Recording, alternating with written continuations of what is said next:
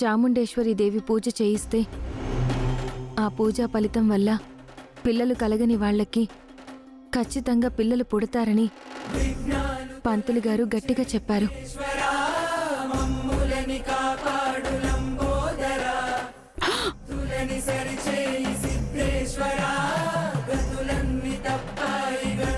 రేపే అనంత్ గారు గాయత్రి చేత మనం అందరం దగ్గరుండి చాముండేశ్వరి దేవి పూజ చేయిద్దాం.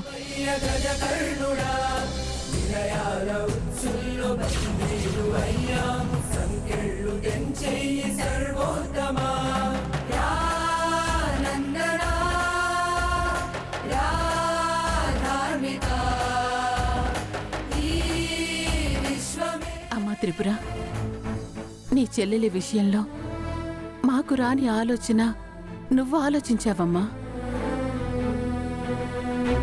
నువ్వు చెప్పింది 100% నిజమమ్మా. ఇలాంటి విషయాల్లో ఒక్కోసారి మానవ ప్రయత్నం పనిచేయకపోయినా అమ్మవారి అనుగ్రహం ఉంటే ఖచ్చితంగా గాయత్రి నెల తప్పుతుంది.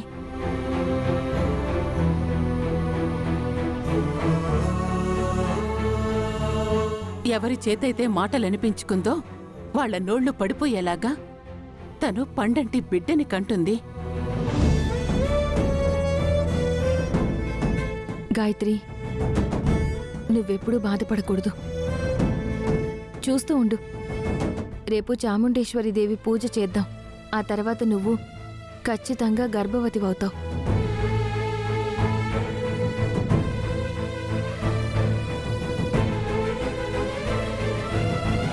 చాలా థ్యాంక్స్ అక్క. చిన్నప్పటి నుంచి అమ్మైనా నాన్నైనా అన్ని నువ్వే.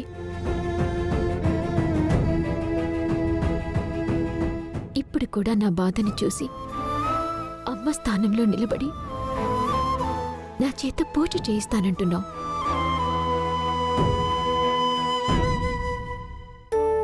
నిజంగా నువ్వు నాకు అక్కగా పుట్టడం నా అదృష్టం అక్క. లేదు గాయత్రి, నువ్వైతే ఎవరో ఏదో అన్నారని అస్సలు బాధపడకు. నీకు ఖచ్చితంగా పిల్లలు పుడతారు.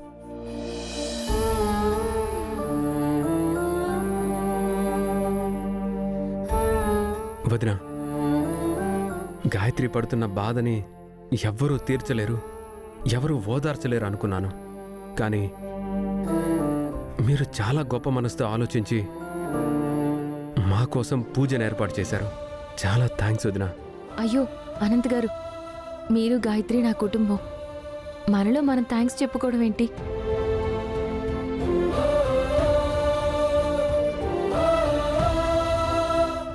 గాయత్రి, నువ్విక బాధపడద్దు. వెళ్ళి ప్రశాంతంగా పడుకో. రేపు ఉదయాన్నే అందరం త్వరగా లేచి గుడికి వెళ్దాం. అక్కడ మీ ఇద్దరితో పూజ విజయవంతంగా జరిపిద్దాం. సరేనా? అలాగే అక్క. సరే, వెళ్ళి పడుకో.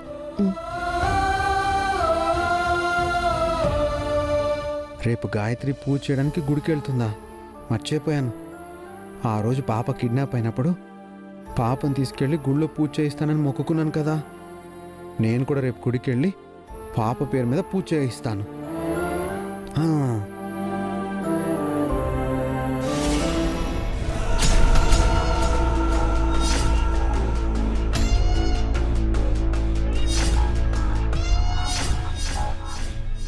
మీరు కూడా తొందరగా పడుకోండి. రేపొద్దునే తొందరగా లేచి అందరం గుడికి వెళ్దాం. అసలు నువ్వేం చేస్తున్నావో నీకు అర్థమవుతుందా? నేనేం చేశాను?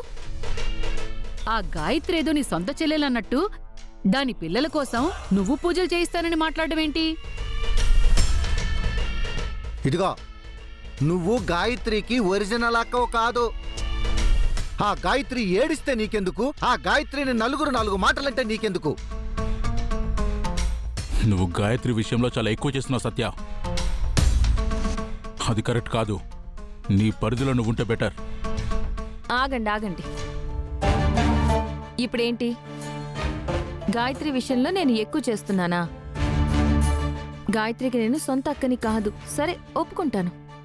కానీ ఆ గాయత్రి నన్ను సొంత అక్కలా భావించి ఎంత దగ్గరగా ఉంటుందో తెలుసా?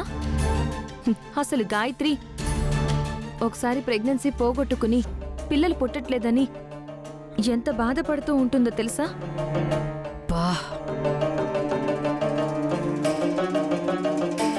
ఒక ఆడపిల్లగా తన బాధని అర్థం చేసుకున్నాను. పూజ చేయించడానికి డిసైడ్ అయ్యాను. అయినా నేను చేస్తుంది మంచి పనే కదా, చెడ్డ పనేం కాదు కదా. దానికి మీరందరూ నన్ను కౌంటర్ చేస్తున్నారు. నువ్వు దానికోసం ఏ పని చేయడం మాకిష్టం లేదు.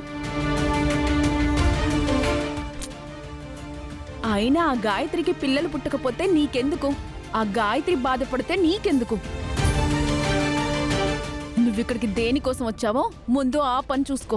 ఏం మాట్లాడుతున్నారు మీరందరూ? నేను ఒక మంచి పని చేస్తుంటే నా మీద అరుస్తున్నారేంటి? అంటే గాయత్రి ప్రెగ్నెంట్ అవ్వడం మీకు ఇష్టం లేదా? అది కాదమ్మా. నానా మీరు ఆగండి. చెప్పు ఫణి, నేనేమైనా తప్పు చేస్తున్నానా? సత్య, వీళ్ళు గాయత్రి విషయంలో నిన్నెందుకు ఆపుతున్నారో తెలుసా? ఈ పూజలు పునస్కారాలనేవి చాలా పవర్ఫుల్. ఒకవేళ ఏదైనా పూజ ఆగిపోవడమో అరిష్టం జరగడం వలన ఏదైనా జరగడానికి జరిగితే గాయత్రికి ఇంకా ఎక్కువ రిస్క్ కదా. అలా ఆలోచించి వీళ్ళందరూ మాట్లాడుతున్నారు. అప్పుడు రేపొద్దున నువ్వు పూజ చేయించావని నిన్ను కూడా అంటారు. అందుకనే నీకు సంబంధం లేని విషయాల్లో నిన్ను తలదూర్చొద్దని చెప్తున్నారు. రేపు పూజలో ఎలాంటి అరిష్టం గాని అశుభం గాని జరగదు.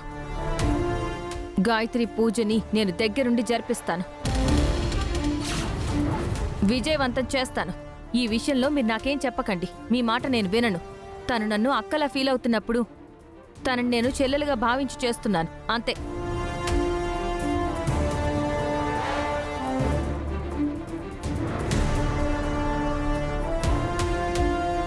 ఏరా, మేము ఆ సత్యం నిలదీస్తుంటే నువ్వెందుకు మమ్మల్ని ఆపావు? నాన్న, మీరు ఆ సత్యకి ఇంకొంచెం గట్టిగా చెప్పారనుకోండి, ఆ సత్యకు మన మీద అనుమానం వస్తుంది. మన మీద అనుమానం వస్తే ఆ సత్య మన దగ్గర ఉండదు. అందుకే మిమ్మల్ని ఆపుతున్నాను.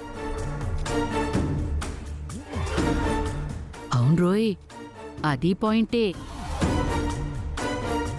సరే, ఈ తిక్కల సత్య గాయత్రితో పూజ చేయిద్దాం అనుకుంటోంది కదా, అసలు ఆ పూజ ఎలా చేయిస్తుందో మనము చూద్దాం. గాయత్రి రేపు ఆ పూజ చేయకూడదు, చెయ్యనివ్వను. ఆ ఆ ఆ